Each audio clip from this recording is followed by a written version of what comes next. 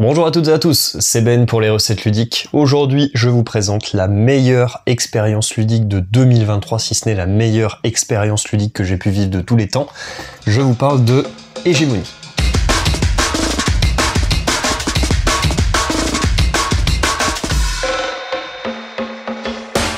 Hégémonie est un jeu de Vangelis Bagartakis et Varnavas Timotheou. Il est illustré par Jakub Skop et édité par The Hegemonic Project, dont c'est le premier projet.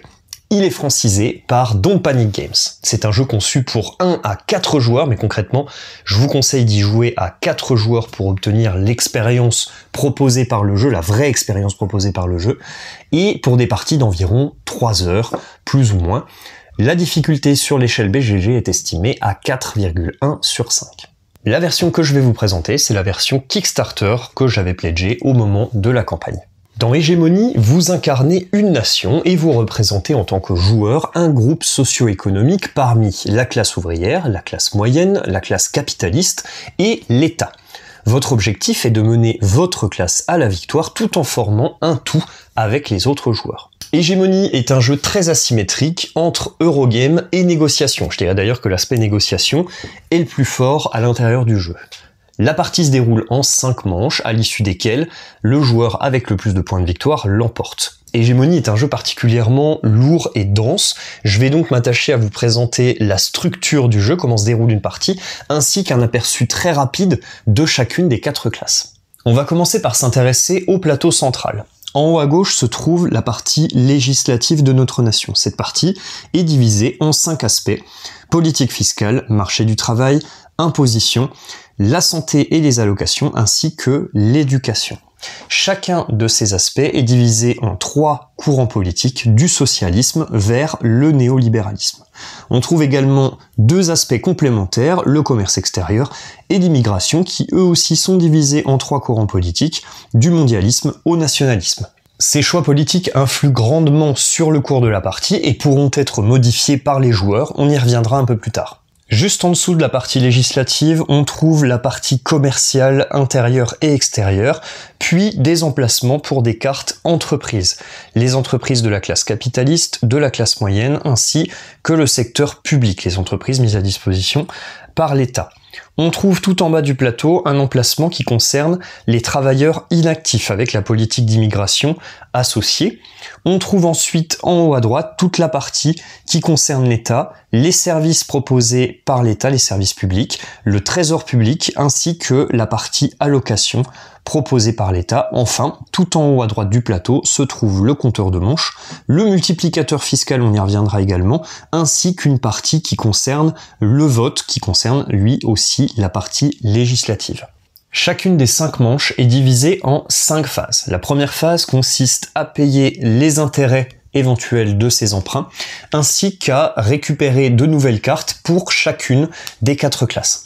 Seconde phase, les différentes classes vont pouvoir jouer des cartes de leur main à tour de rôle pour réaliser une action, soit pour effectuer l'action qui se trouve inscrite sur la carte, soit pour effectuer une action standard accessible à l'ensemble des classes, soit pour effectuer une action spécifique correspondant à la classe du joueur. La phase numéro 3 correspond à la production des biens et services dans les différentes entreprises, en contrepartie du paiement des salaires pour les classes ouvrières et les classes moyennes qui y travaillent. De la même façon, les différentes classes vont devoir subvenir aux besoins de leur population et les impôts et taxes devront être payés. La 4e phase représente une phase d'élection. Chaque modification qui sera soumise au cours de cette manche sur les différents aspects législatifs sera soumise au vote. Enfin, la 5e phase de chaque manche représente une phase de décompte de points selon les conditions spécifiques propres à chaque classe. Avant de regarder les spécificités propres à chaque classe, on va s'intéresser à une action particulière dont tout le monde dispose, peu importe la classe qui a été choisie, c'est l'action de soumettre un projet de loi. Au cours de la phase 2, de la phase d'action, donc, la classe dont c'est le tour a la possibilité de proposer une modification sur un des aspects législatifs vus précédemment. Au cours de la phase 4, on va passer en revue toutes les modifications qui ont été proposées sur les aspects législatifs et chaque classe va devoir se prononcer en faveur ou contre la modification qui est actuellement étudié. Le fonctionnement ensuite, c'est un système de cubes qu'on va placer à l'intérieur du sac. Donc on va remplir ce sac au cours de la phase d'action avec des cubes à notre couleur. Vous pouvez remarquer qu'il n'y a pas de cube à la couleur de l'état, je sais pas si on voit très bien. Il n'y a pas de cube à la couleur de l'état puisque lui ne participe pas directement à ce choix. En revanche, il pourra y contribuer un petit peu après. Une fois que tout le monde s'est prononcé, on va sortir 5 cubes depuis ce sac et les placer sur la balance du résultat du vote en fonction de qui s'est prononcé où. S'ensuit une phase d'enchère à point fermé dans lequel on va pouvoir se servir des cubes violets, c'est-à-dire les cubes d'influence, et à ce moment-là, l'État, qui lui aussi peut disposer de cubes d'influence, va pouvoir également participer. Bien sûr, c'est une phase très très interactive, tout le monde discute à ce moment-là pour savoir ce qui va être fait sur la proposition de loi. On va maintenant s'intéresser aux 4 classes. D'abord, la classe ouvrière. Elle a pour objectif principal de faire prospérer sa population en lui donnant accès aux soins, à l'éducation et éventuellement au luxe. Elle est la force de travail principale des entreprises des autres classes. Elle peut s'organiser en syndicats, organiser des grèves, voire carrément faire des manifestations. La classe ouvrière doit apporter suffisamment de nourriture pour sa population et est également soumise à l'impôt sur le revenu. La classe capitaliste a pour objectif de faire croître son capital. Elle possède des grandes entreprises et peut vendre des biens et services aux autres acteurs, ainsi que sur le marché international. Elle est soumise à l'impôt sur des bénéfices réalisés, doit payer le salaire des ouvriers qui travaillent dans ces entreprises, ainsi que les charges patronales associées. La classe moyenne hérite des caractéristiques des 2 classes précédentes. Elle travaille dans ses propres entreprises et peut également y embaucher des ouvriers. Et elle doit assurer la prospérité de sa population et peut vendre des biens et services aux autres acteurs. Elle doit également fournir de la nourriture à sa population et est soumise aux 2 formes d'impôts vues précédemment. Enfin, l'État doit essayer de contenter les 3 autres classes de la manière la plus égalitaire possible. Il collecte l'impôt, mais offre également des allocations aux 3 autres classes. Il doit poursuivre un agenda politique correspondant au gouvernement actuellement en place. Il ne participe que de manière très marginale au vote sur les différentes lois, et il peut être soumis à un contrôle du FMI en cas de dette excessive. Voilà pour un aperçu très très général du jeu. On passe maintenant à la partie critique. J'ai fait au total 3 parties d'hégémonie, à chaque fois à 4 joueurs, à chaque fois on a mis à peu près 3 heures de jeu, 1 heure d'explication préalable, et j'ai joué toutes les classes sauf la classe capitaliste. Voilà, j'ai hâte de pouvoir y jouer. En termes d'expérience de jeu, comme je vous le disais au début de la vidéo, pour moi, c'est l'expérience la plus complète, la plus saisissante que j'ai pu faire autour d'un jeu de société, la plus immersive. C'est la meilleure expérience de jeu auquel j'ai pu participer en 2023 et même de tous les temps. Je pense j'ai jamais joué à quelque chose comme ça. Je joue principalement pour l'expérience, pour les sensations que peut me procurer un jeu. Et là, je pense que en termes d'immersion, en termes de ressenti de jeu et d'appréciation de mes différentes parties, je pense que j'ai jamais fait mieux que ça. Après la première partie que j'ai pu jouer, c'était à l'EGA l'année dernière. Je n'arrivais plus à m'arrêter de parler du jeu parce que tellement c'était fort ce qu'on venait de vivre. Et c'est vraiment, voilà, je suis archi fan. Je vais m'arrêter là. On va rentrer tout de suite dans la critique. On va parler du gameplay pour commencer. Premier élément dont je voudrais parler sur le gameplay, c'est cette partie politique avec chaque aspect qui dispose de 3 courants politiques différents, on pourrait dire, et qui va évoluer au fur et à mesure de la partie, qui va être proposé par les différentes classes. On pourrait imaginer ça comme des référendums en fait. Au moment où c'est l'État qui propose, c'est justement la partie législative qu'on connaît habituellement, mais on peut imaginer que voilà, quand la classe ouvrière va proposer un projet de loi qui va plutôt vers le socialisme, on pourrait envisager ça comme un référendum d'initiative publique où on va proposer spontanément, le peuple va proposer spontanément une modification en termes de loi, un nouveau projet de loi qui va aller plutôt vers ce courant-là. Ça, je trouve que c'est un élément qui est hyper bien représenté à l'intérieur du jeu. Pour moi, on a un vrai système politique qui est bien sûr contraint par ce que demande un jeu de société. On n'a pas 4 ans pour jouer à ce jeu de société, on a plutôt 4 heures. Et donc, On a fait des choix ici qui sont d'ailleurs extrêmement bien expliqués. J'y reviendrai un petit peu sur le design du jeu par la suite. On a fait des choix ici sur ce quadrant politique qui sont, je trouve, suffisants pour être immersifs et pour avoir une vraie sensation de « Ok, on est en train de gérer un pays et voici les différentes lois qu'on a à disposition et voilà comment on peut influer dessus en fonction de la classe à laquelle on appartient. » Je trouve que c'est vraiment l'élément le plus représentatif et ce qui va driver en fait le jeu. Dans les 5 années, on pourrait envisager ça comme un mandat, un quinquennat politique tout simplement. C'est ce qui va faire avancer le jeu et c'est ce qui va donner une dimension différente à chaque partie, puisque en fonction de la combinaison que vous allez adopter sur ce quadrant politique, vous aurez des parties qui n'auront rien à voir. À chaque fois, il y a une classe qui va être plus ou moins avantagée, il y a des décisions qui vont être plus faciles à prendre que d'autres, et il y a une évolution qui va se faire au cours des 5 années grâce à ce quadrant politique. C'est d'ailleurs une source de points de victoire non négligeable pour le côté Eurogame, et donc je trouve que ce système est extrêmement bien représenté avec les contraintes que peut présenter un jeu de société. On en discutait sur un forum justement par rapport à l'aspect simulationniste du jeu. Pour moi, on peut pas être simulationniste au maximum quand on joue à un jeu politique puisque c'est extrêmement difficile de rassembler toutes les possibilités, toute la complexité d'un système politique à l'intérieur d'un jeu qui joue pendant 4 heures. Il faudrait y jouer 24 heures, il faudrait presque y jouer un mois, en fait, pour que on ait quelque chose d'un tout petit peu représentatif. Là, on est à une échelle qui est extrêmement basse, mais on arrive, je trouve, juste avec les choix qui ont été proposés ici, à s'y retrouver et à avoir quelque chose de crédible et à vraiment se prendre au jeu, de jouer sa classe et de défendre la décision qui a été proposée par rapport aux autres joueurs, que ça va avantager ou peut-être désavantager ou peut-être avantager juste à l'instant T et par la suite il y aura un nouveau changement qui sera proposé et ainsi de suite. Fabuleux. Moi je trouve vraiment que ce système-là est superbe, il apporte une grande dose de complexité, il y a beaucoup de choses à prendre en compte quand on joue avec ces différents projets de loi, beaucoup de profondeur, mais ça amène un vrai sentiment d'immersion à l'intérieur d'un pays, d'une nation et de son système de direction, de son système politique. Deuxième élément que je voudrais mettre en valeur, c'est la façon dont les 4 classes ont été intégrées à l'intérieur du jeu. Je trouve que c'est assez remarquable. On a principalement les 2 classes, d'ailleurs quand vous jouez à 2 joueurs, vous jouez ces 2 classes, la classe capitaliste et la classe ouvrière, qui, sur le papier, sont en opposition frontale. C'est-à-dire que chaque décision que va prendre la classe ouvrière sera contestée par la classe capitaliste et inversement.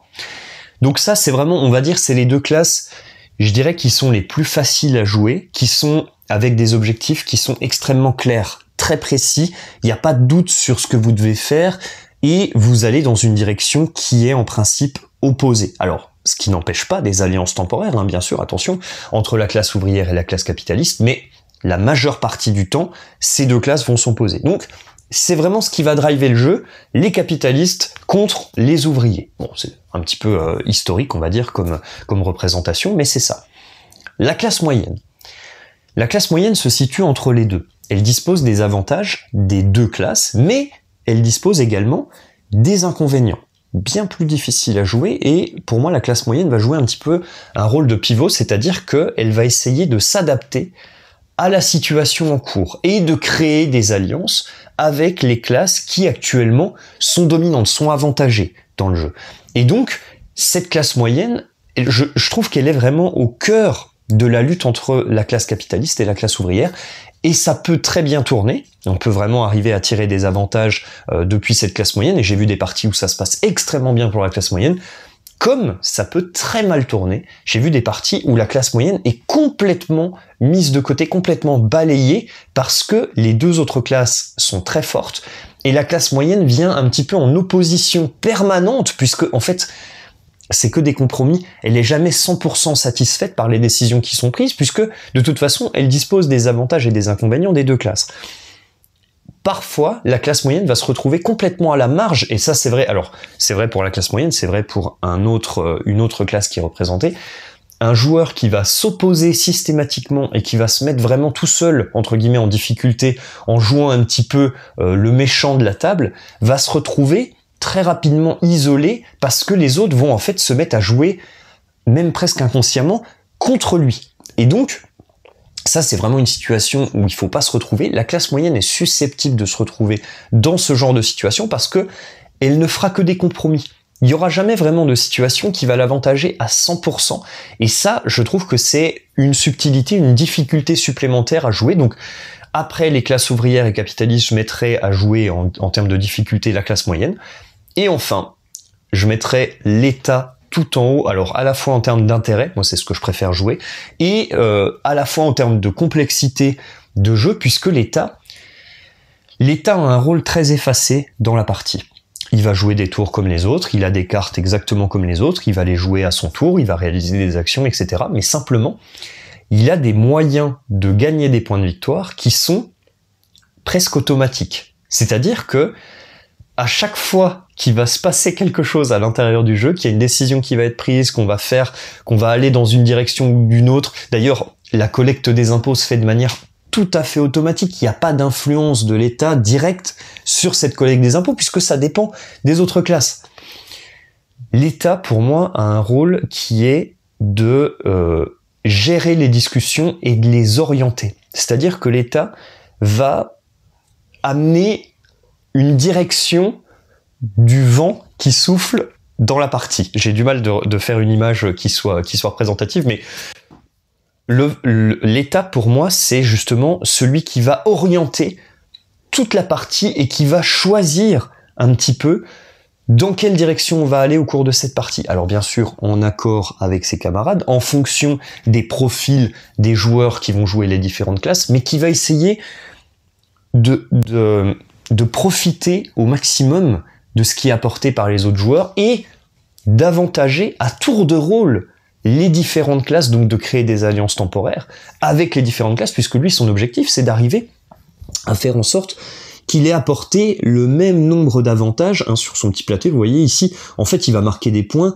pour les marqueurs qui sont les plus en arrière. Donc son objectif, c'est d'arriver à faire en sorte que tout le monde soit au même niveau pour obtenir un maximum de points de victoire. Je termine ce point sur le gameplay en parlant de la configuration. Je vous ai dit, je pense qu'il faut y jouer que à 4 à ce jeu. Je maintiens. Je pense vraiment que l'expérience proposée par le jeu, telle que je la conçois, c'est-à-dire avec cet aspect de négociation très fort, n'est intéressant qu'à 4. Comment ça marche quand on joue à moins de 4 ? En fait, on enlève des rôles, tout simplement. Donc on commence par enlever l'État. L'État qui est le rôle le plus intéressant, c'est vraiment très dommage. Donc on joue plus qu'avec les 3 classes capitalistes, moyennes et ouvrières. Ici on joue à 2, on enlève la classe moyenne, on ne joue plus qu'avec les 2 classes centrales, capitalistes versus ouvriers. Et là du coup on tombe dans un jeu qui est vraiment très très classique, j'ai envie de dire, et très Eurogame en fait. On n'a plus cette part de négociation puisque de toute façon chaque décision qu'on va faire va forcément, en tout cas on va essayer, va avoir un impact négatif sur l'autre. Et donc, je trouve qu'on perd tout l'intérêt du jeu. Tout, vraiment, ça disparaît complètement. Alors à 2, c'est totalement inexistant. À 3, c'est déjà bien moins fort puisqu'il y a un acteur en moins qui, lui, justement, doit essayer de mitiger un petit peu le tout. Il y a uniquement à 4, on arrive à ressentir vraiment toutes les sensations qui sont proposées et toute la volonté qui a été mise à l'intérieur du jeu, justement, de recréer ce système politique avec des intérêts croisés, avec du shared incentive à l'intérieur du jeu. Pour moi, c'est le cœur est là. Si on retire un des joueurs autour de la table, et ben on retire justement ce cœur du jeu, ce qui a été voulu par les auteurs, et là où l'expérience est la plus marquante, à mon sens. Voilà. On va passer au matériel et aux règles. Alors, en termes de matos, comme vous voyez, la boîte est quand même imposante. Elle vaut son prix, ça je peux vous le dire. On a du matériel en masse, dans tous les sens. On a du bois, du punch. On a énormément de cartes, bien sûr. En termes de qualité, je trouve qu'on y est. Il y a un petit problème de gondolage des plateaux, là, vous pouvez le voir, là, ici, un petit peu. C'est pas hyper agréable. Je sais pas vraiment comment contrer ça. Bon, c'est pas gravissime, mais voilà, sur les doubles couches, c'est vrai que ça le fait souvent, et là, c'est quand même assez marqué. Bon, voilà, pour parler uniquement du matériel, ça donne ça. Notez que, comme je vous disais, c'est une version Kickstarter, c'est-à-dire que à l'intérieur, on trouve 2 extensions qui ne sont composées que de cartes et de un petit peu punch, je pense, pour Crise et Control. Voilà, donc des extensions qui apportent Crise et Control, ça apporte, comme je vous disais, des automas, d'autres éléments de jeu, des objectifs secrets, du renouvellement de cartes d'allocation, tout ça. Bon, voilà, quelques petits éléments en plus. Et la deuxième extension qui concerne des événements historiques. Alors ça, c'est vraiment hyper sympa pour l'immersion, c'est encore plus fort. On met un scénario à l'intérieur du jeu qui correspond à un événement, à la transcription d'un événement historique passé qui s'est réellement déroulé, par exemple la crise des Gilets jaunes en France. Je trouve que c'est une super idée et ça ajoute encore un côté immersif où là on peut vraiment s'amuser à fond sur la partie roleplay en reprenant un petit peu les éléments de l'époque. Moi je trouve ça très très chouette. Voilà, côté matériel, j'ai pas grand chose de plus à dire. Concernant les règles maintenant, alors on a un livret de règles qui est quand même assez volumineux, qui est plutôt bien expliqué. Moi j'aime bien la façon dont c'est découpé. On fait d'abord le gameplay central, qu'est-ce qui est vrai pour tous les joueurs, et ensuite on s'intéresse à chacune des classes, puisque chaque classe a un fonctionnement qui est très spécifique. Et donc ces règles sont bien, à l'exception de la version française. Alors là, ça mérite quand même d'être un petit peu dit. Il y a un errata qui est assez volumineux. Il y a énormément d'erreurs en fait dans le livret de règles français. J'ai pas trouvé que c'était extrêmement impactant, mais ça va en gêner, ça c'est sûr, et je comprends tout à fait. Hein. Enfin, c'est voilà, dès qu'il y a des errata dans des jeux. Maintenant, faut prendre en considération le volume de règles à l'intérieur du jeu, toutes les subtilités, toute la difficulté justement de représenter ça correctement. Je pense qu'il y a des choses qui auraient pu être évitées, c'est certain, mais comme d'habitude, hein, de toute façon, hein, on fait jamais assez de relecture sur les règles d'un jeu. Sachez-le, il y a un errata. Allez sur le site de Don't Panic Games pour le trouver, justement, pour aller voir les petites subtilités, les petites choses qui vont pas, pour être sûr de pas faire de bêtises pendant que vous jouez à Hégémonie.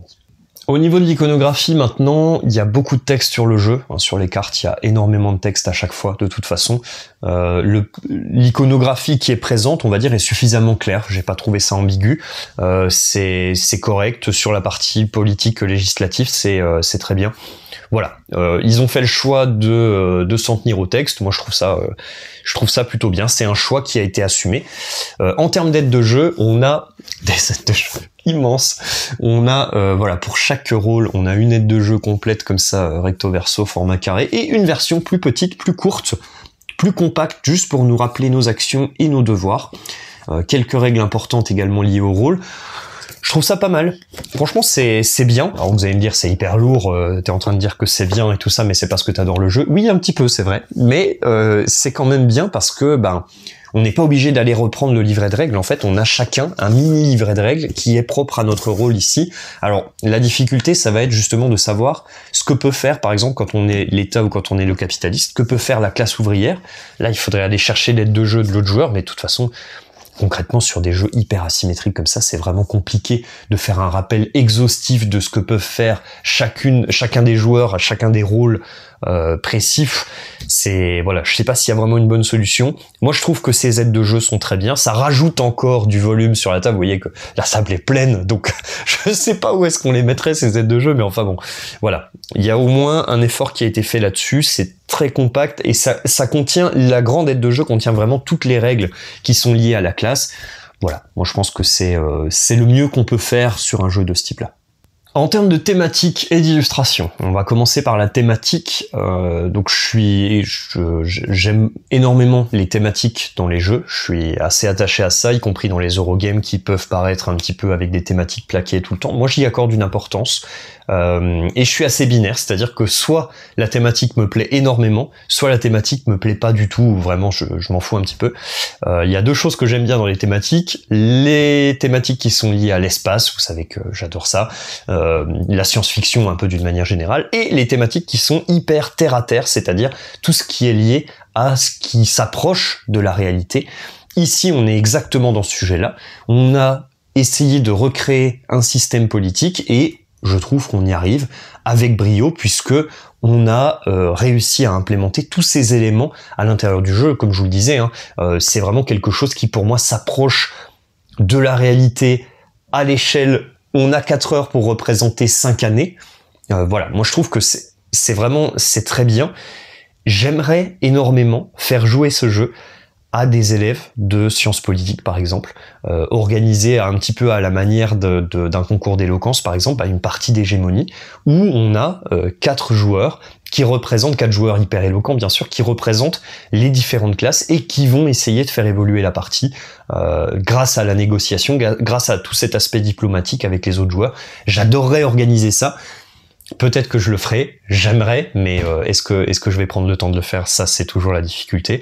Voilà, si j'ai l'occasion, en tout cas, je manquerai pas de vous le faire savoir, mais j'adorerais organiser quelque chose comme ça et regarder cette partie, j'y prendrai un plaisir fou, je pense. Toujours lié à la version Kickstarter, alors je pense que vous pouvez le trouver ailleurs, ce petit livret. On a un petit livret qui accompagne, enfin petit, non, pas petit, il est quand même assez volumineux lui aussi. On a un livret qui accompagne en fait le jeu qui s'appelle Concept, qui va définir un certain nombre de concepts en sciences politiques, économiques et en économie politique. En fait, ce petit livret-là, je l'ai dévoré parce que je trouve ça extrêmement intéressant, la façon dont ces différents concepts, donc on prend connaissance, il y a certaines choses que je connaissais pas, le concept d'hégémonie par exemple, qui est au cœur du jeu, j'en avais aucune idée. Ces concepts, on voit comment est-ce qu'ils ont été transférés, comment ils ont été intégrés à l'intérieur du jeu, donc c'est une sorte de gros designer d'ARI. Je trouve ça vraiment fascinant. Si vous avez l'occasion de vous procurer ce livre et que ça vous intéresse, bien sûr, je vous le recommande largement.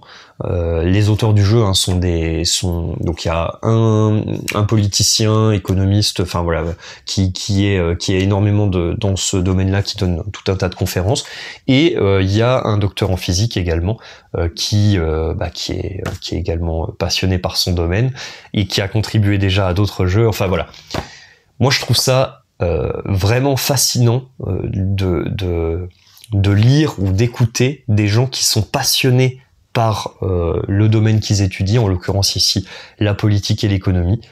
Je peux que vous le recommander, et moi j'ai adoré ce petit élément qui ajoute encore à la thématique du jeu, qui vient compléter en fait l'univers dans lequel on est et qui le sublime, quoi. Voilà, moi ça me fascine. Enfin, en termes d'illustration, on a quelque chose de très sobre, de très foncé. Alors ça en gênera peut-être quelques-uns. Moi, je trouve ça bien mieux. Je bosse dans l'informatique tous les jours. Je suis très très friand des environnements de travail foncés. Et donc là, on a vraiment quelque chose sur fond noir, quasiment partout. Il y a juste les cartes qui dénotent un tout petit peu, mais sinon voilà, on a du noir. Je trouve ça hyper lisible en fait, et très agréable de jouer dessus. Ça repose les yeux, c'est très sympa. Voilà, moi je suis très fan du choix qui a été fait sur les illustrations. Vous noterez d'ailleurs que sur le plateau et tout, on pourrait se dire c'est hyper sobre, il n'y a pas grand chose. En fait, sur les cartes, on a à chaque fois des illustrations qui décrivent un petit peu ce qui est mis en avant par la carte. Je trouve que c'est pas grand chose, mais c'est suffisant. En tout cas, moi, je me suis régalé en fait à chaque fois en voyant les petites cartes. Hein. De toute façon, depuis Terraforming Mars, avec les différentes cartes illustrées, chacune avec une illustration différente. Moi, je suis très fan de ce genre de travail. On parle maintenant des interactions. Alors j'ai déjà bien épluché le sujet, donc je vais pas trop en remettre. Je vais juste parler d'un élément qui me semble quand même assez important, qui concerne la partie l'expérience de jeu qui est proposée. Parce que j'ai lu des commentaires justement qui allaient dans le sens oui, mais ce jeu-là, c'est toi qui inventes en fait toute cette dimension de négociation et tout. Avec mon groupe de joueurs, on y a joué en mode Eurogame, ça a duré 2 heures et c'était terminé. On n'a pas particulièrement ressenti d'aspect négociation et de vraie immersion dans le thème, dans ce système politique, et au final, chacun prend les décisions qui l'intéressent et tout ça. Oui, tout à fait. Le jeu vous permet de jouer comme ça, le jeu vous l'autorise, et donc à partir de là, je suis tout à fait d'accord, je vois pas pourquoi on pourrait dire, on pourrait reprocher à quelqu'un en fait de jouer de cette manière. Et d'ailleurs, je trouve qu'on peut pas dire t'as pas aimé parce que t'as pas joué de la bonne façon. En fait, comme le jeu le permet, si le profil du joueur est particulièrement Eurogamer, pas du tout orienté négociation, et que toute la table fonctionne de cette manière, ça va fonctionner comme ça. Et le jeu le permet. Et c'est pas un mal en soi, puisqu'il y a des gens qui arriveront à l'apprécier en le jouant de manière très euro, et c'est parfaitement ok. Chacun joue le jeu de la manière dont il le souhaite. À mon sens, l'expérience proposée par Hegemony, la volonté des auteurs et ce qui a été mis à l'intérieur du jeu, c'est justement tout l'aspect diplomatique, tout l'aspect négociation de chaque décision qui va être prise, et l'aspect on est un seul ensemble, on est une nation. On doit fonctionner ensemble. On n'a pas le choix. On ne peut pas faire autrement que de fonctionner ensemble. Il n'y a pas la guerre civile dans le jeu. Donc, on est obligé de prendre des décisions en commun et de s'en accommoder. Même si, des fois, ça va pas nous plaire, clairement. Il faut voir plus loin. Il faut voir le coup d'après. Comment est-ce que je vais pouvoir adapter le coup d'après, faire en sorte que cette décision-là qui a été prise à un moment donné, que j'ai facilité et qui m'arrange pas du tout, peut me bénéficier par la suite. Pour moi, l'expérience de jeu, elle est complète que quand on joue de cette manière-là, et quand on sort des règles, et quand on répond un petit peu à ce qui est proposé par le jeu, parce que je trouve que tout à l'intérieur du jeu incite. La phase de vote est hyper incitative. Toutes les décisions qui sont à prendre sur les différentes cartes sont extrêmement incitatives à la négociation. Le rôle de l'État est purement incitatif. Il n'a que ce rôle. Il n'a pas d'autres prérogatives. Je comprends qu'on s'emmerde en jouant l'État si jamais on le joue de manière complètement plate et passive parce que le jeu le permet, mais c'est pas ça. C'est pas ça le cœur. C'est pas comme ça que ça a été pensé. Vous pouvez le jouer comme ça si ça vous chante, mais il n'empêche que ça a été pensé différemment et je peux vous garantir que c'est bien mieux en étant différent. Donc, si vous choisissez de le jouer en mode Eurogame, il n'y a pas de souci et vous avez le droit de détester le jeu si vous avez joué comme ça.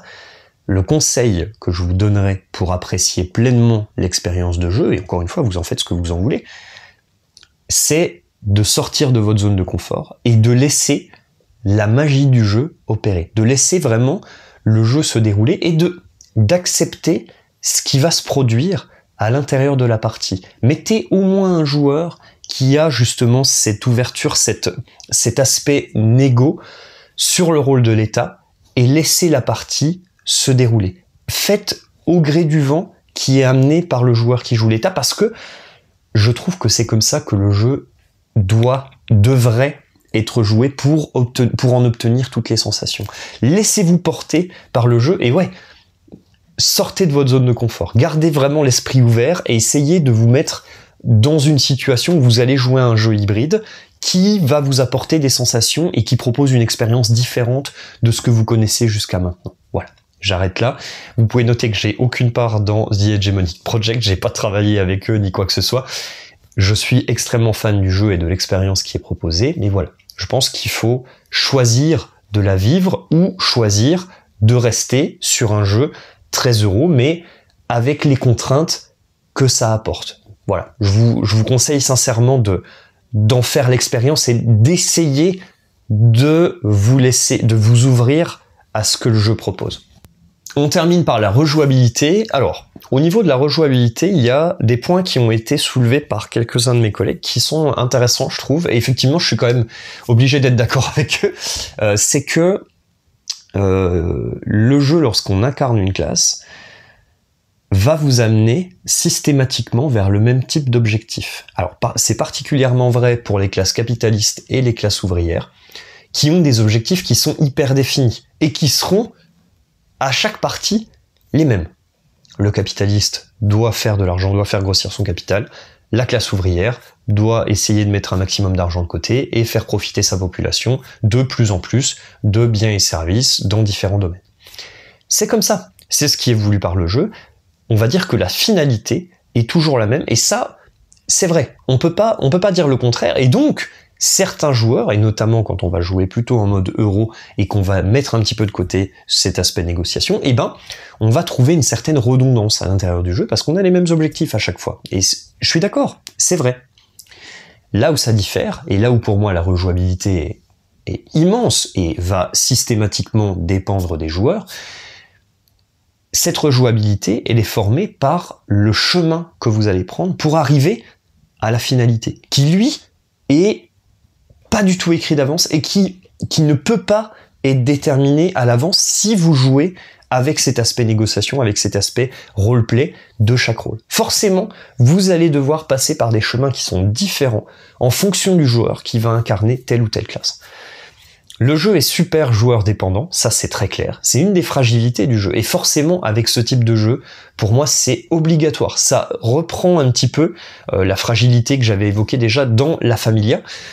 Si vous n'avez pas les joueurs qui correspondent à ce type de jeu, ben forcément, il va y avoir un décalage. Si vous avez un joueur qui essaie d'amener un aspect négociation avec 3 autres joueurs en face qui refusent toute discussion des décisions qui sont prises et qui décident à 100% de ce qui est fait et peu importe les conséquences entre guillemets, ben, vous allez perdre un pan du jeu et il va y avoir un décalage entre les deux catégories de joueurs entre guillemets, l'expérience va pas forcément être la meilleure.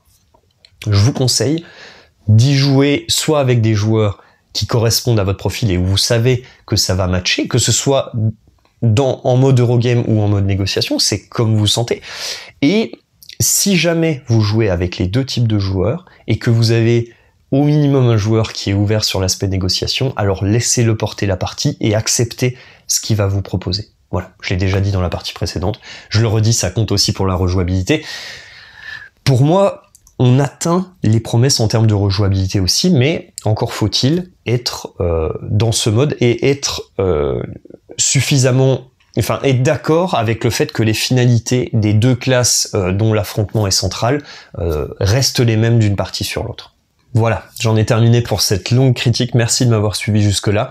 On parlait de hégémonie aujourd'hui, j'ai pas de petit label recette ludique approved, un truc comme ça. C'est mon jeu préféré de cette année 2023. Ça veut pas dire que c'est celui que je vais jouer sans arrêt, parce que forcément les contraintes sont quand même assez fortes, mais il n'empêche que c'est la meilleure expérience que j'ai faite cette année. Merci de m'avoir écouté, c'était Ben pour les recettes ludiques. À bientôt.